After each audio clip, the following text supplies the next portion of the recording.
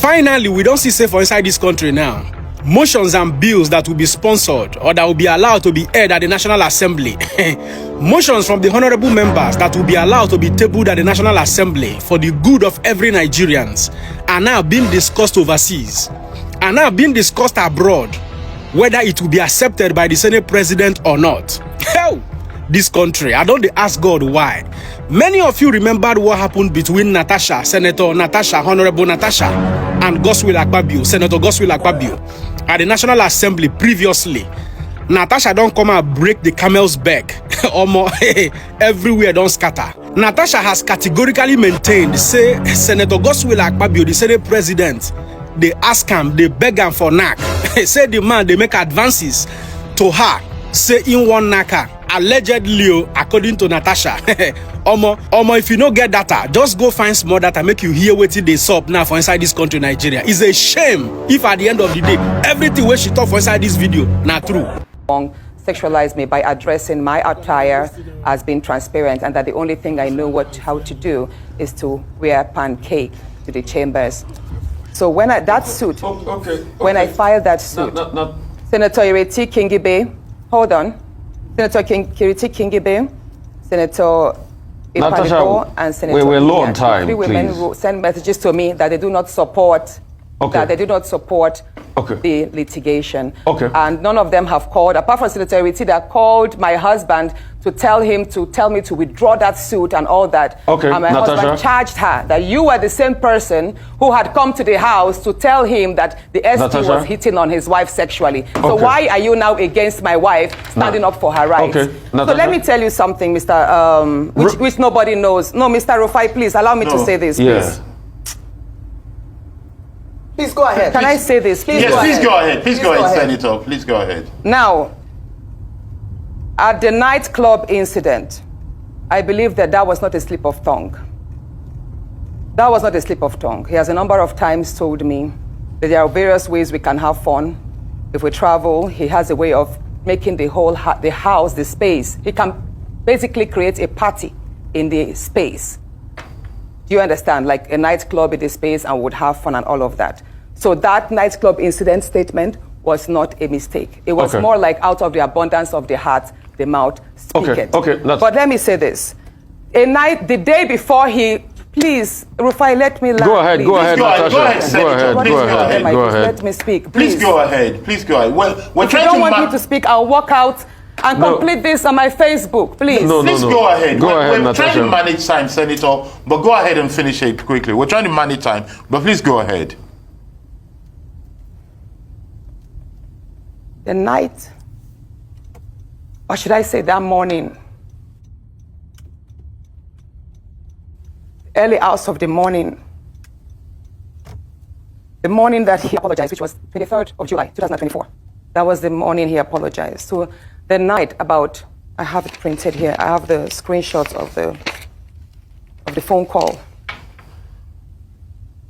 It was 14 minutes past midnight when my phone rang. The leader of the House called me, Senator Michael Bamidele Okpeyemi called me, and he said, Senator, how are you? I said, I'm fine.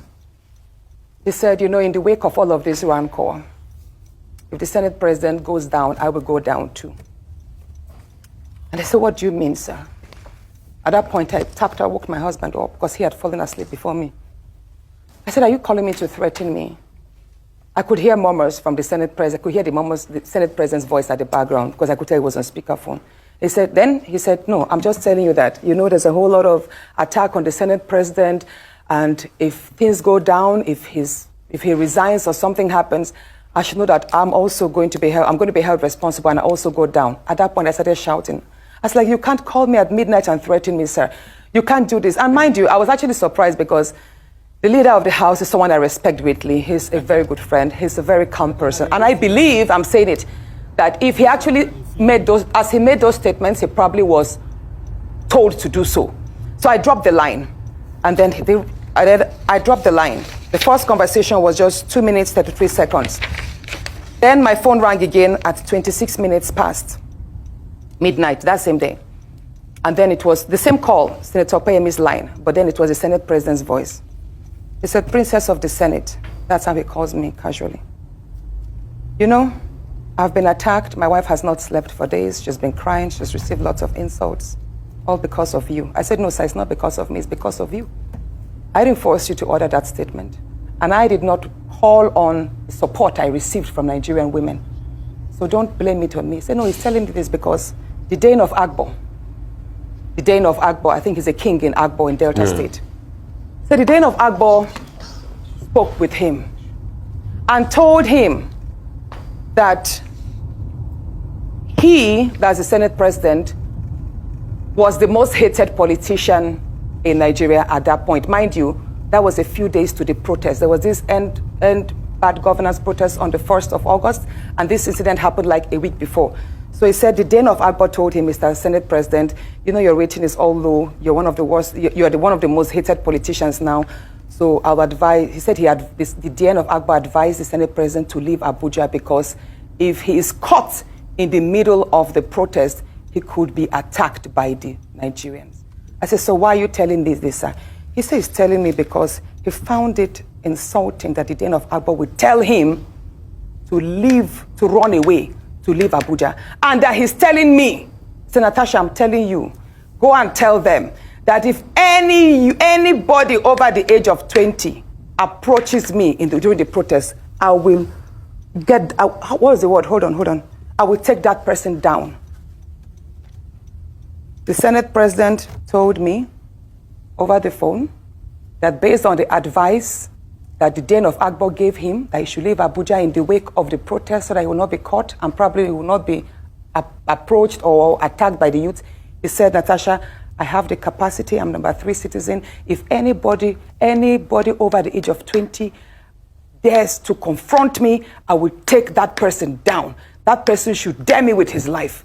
I said, at that point, I started shouting. I now told my husband, he didn't know the phone was on speakerphone all the while because I'd woken my husband up from the first speech. I was like, my love, can you hear what he's telling me? This is exactly what he does. At that point, when he knew, he was like, is your husband there? Oh, yeah. I said, yes, sir, my husband is here. And he heard everything. He then told me to pass the phone to my husband. And you know what he said? Immediately, he changed his tone. He was like, oh, Alema, I have a slot for you for an appointment from Delta State. Why don't you bring a nominee? And I took the phone back. I shouted at the Senate President. I said, you can't pacify us. You can't threaten me on one side and then pacify me. Sir, I'm aware, even though the conversations took place on via WhatsApp, I know that the DSS and the NSA's office, they have the tools to extract these phone calls. And I'm going to publish yes, sir. Okay, Senator Natasha, thank you. So and he told me that, well, all you want, hold on, please. He then told me that, all I want is an apology. He would apologize on the floor that morning and that he expects me to accept it. So all that morning, when I walked in, I was already threatened. I was already petrified. This is a man who had already called me at midnight, so I didn't sleep all night. I just had to say to his seamless apology. Well, for me, all I can say at the end is this. You know, if at the end of the day, everything this lady said, you know, is verified to be true, Senator Godswill Akpabio should honorably resign from being the Senate President. You know what I'm saying? She talk and say, Godswill Akpabio has the right to come and counter what she has said. Even Natasha's husband will also have his own side of the story. So this is exactly what we are talking about when we talk about rascality in this country, when we talk about corruption, when we talk about high-handedness, when we talk about all forms of abominations and atrocities in this country. These are part of it. How can you suddenly begin to victimize person simply because the person no agree make you the knock? If at the end of the day everything is found to be true, Senator Godswill Akpabio should just honorably resign from Senate. Resign from Senate President and resign from being a honorable member. It is ridiculous. It is crazy. Now my mind takes me back to that incident that happened between Natasha and Senator Godswill Akpabio. Normally, the moment a man belittles himself by asking a woman for bekus here and there, automatically you lose every atom of respect from that woman. And that could be one of the consequential reasons why Natasha acted the way she acted at the Red Chamber. Well, anyways, Don't forget to let me know what you think in the comment section and continue to share this video. Make every Nigerian see him until Senator Godswill Akpabio comes out to react to this very development. God bless you.